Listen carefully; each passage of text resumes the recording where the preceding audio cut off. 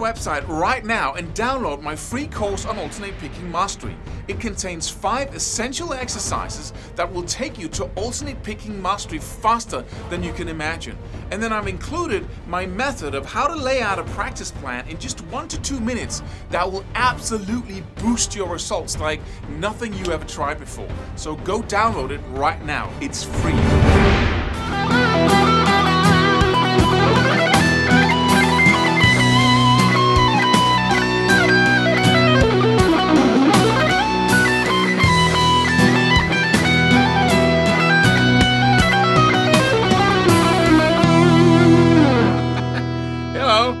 I have a nice little exercise for you for once. I hate exercises because my philosophy of practicing, I rather do something that I can actually use, practice a skill, than do some kind of mindless exercise with, movements that I'm never going to use. So what is this about? Well, it's about, getting stamina in your hand, because when you practice or, even play, you might get tired in your hands. This is a very common problem, and it has 2 points to it, this video. First of all, it's going to disappear over time. When you get better, and let me just give you an example from my own life. I used to practice a lot for a couple of years during high school. I did my homework, to the point where I had to, and I went to school, but then every other hour was spent practicing almost. At least for some periods of time during that period. But then after those 2 years, I had those skills, but I had to focus on them. I had to use effort and concentration to make that picking happen, to make all of these things happen. But it wasn't until another 2 years passed that I had that kind of effortlessness that I really wanted. And that is, first learning the skill to the point you want it, and then as time goes by, the brain gets better and better at using fewer and fewer resources, making it happen. So it replaces power, muscle power, with precision and accuracy. So instead of, being a little bit inaccurate when you play a note, because maybe you place your finger in the middle, in between the 2 frets, and that will require you to push a little bit more down on the string to get that sound or that note out. But instead of that, I started playing more and more accurately, unconsciously, basically. So I had to use fewer and fewer resources making it happen. So that's the equation here. When you don't have accuracy, then you have to use a little bit more power, and that makes you tired in the hands. So, so what can you do with that? Not much, right? But it can give you hope that someday you'll reach that point where it's no longer a problem, this fatigue. And it won't be because you have stronger hands. It'll be because you are more elegant, because you have more accuracy. So, but what can we do right now? And I looked into this, and the funny thing is that I find the same, sorry to say, but idiotic advice everywhere, that here are some exercises you can do. But why should I do I can just play to get, because those exercises of, going whatever, you're doing that, and then whatever it is, are just going to do the same thing as when I play. It's going to make my hands tired. So why not just play and make my hands tired instead of doing exercises that are going to do the same thing? And it's because we don't know how the body really works. So here it is. Some years ago, I discovered something, I was really surprised, wasn't more common knowledge, that if I want stamina, if I want to be able to run faster, then instead of trying to run faster, which is the most intuitive way of going about it, right? Instead of trying to do that, I would sprint.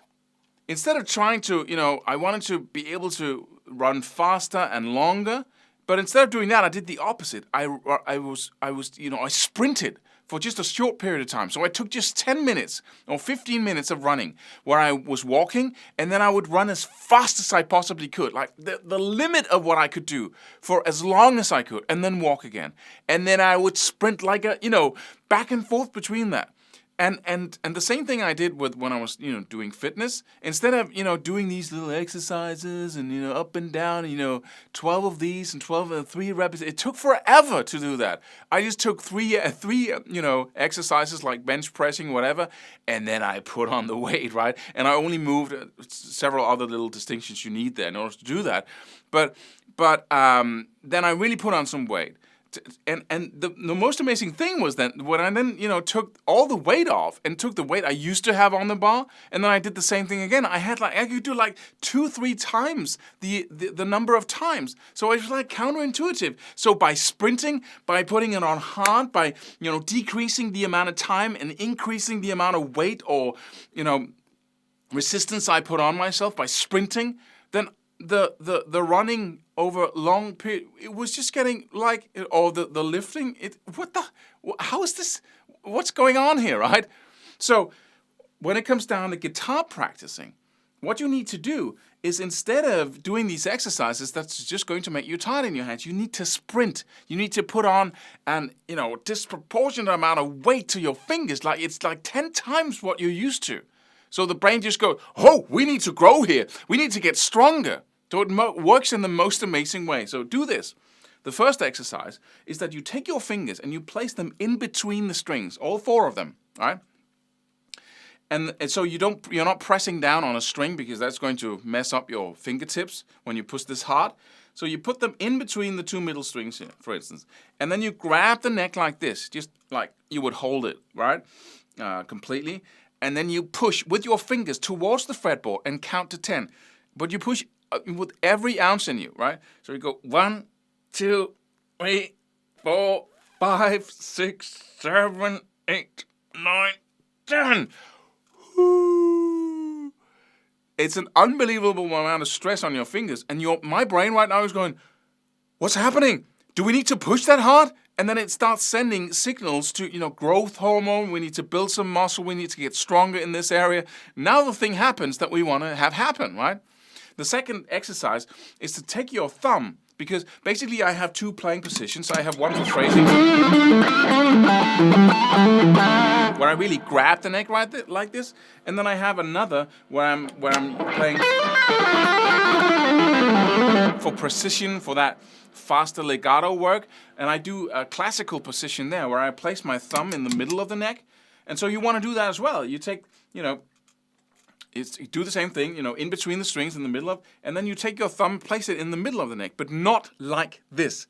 Don't, it has to be bent a little bit, because when it's like this, when you're holding the neck like this, the muscles will do the work. If you do it like this, then the muscles will do no work. Your bones will do the work, and that will, certainly injure you.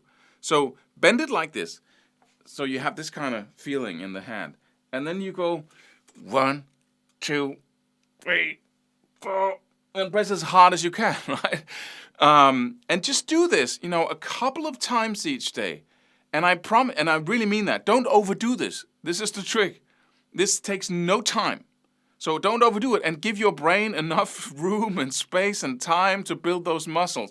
If you do this like 3 times a day, with distance in between, like say you do, 3 times 10 seconds with a good little break in between. So you use like, 60, 70, 1.5 minute doing this just once a day. That will make a huge difference, because then when you start with this, with this, the other challenges, it's really going to seem like, just after you've done this, just right after you've done this, playing will seem like it's much easier, because you've just put that amount of weight on your fingers, that amount of stress. So this really works, but please don't overdo it. This is not like repetition is going to make it even better. You need a lot of space. You need a high intensity, and then, a lot of space in between for your brain to build the muscles.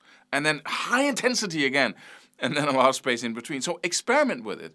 1 time a day, 3 times, 3 times with a little break in between, a couple of times a day, or just once a day, or maybe 3 times a day. But experiment with it and really be very focused on what's happening here. Am I getting stronger? Does it feel like it's too much or too little? Could I do a little more?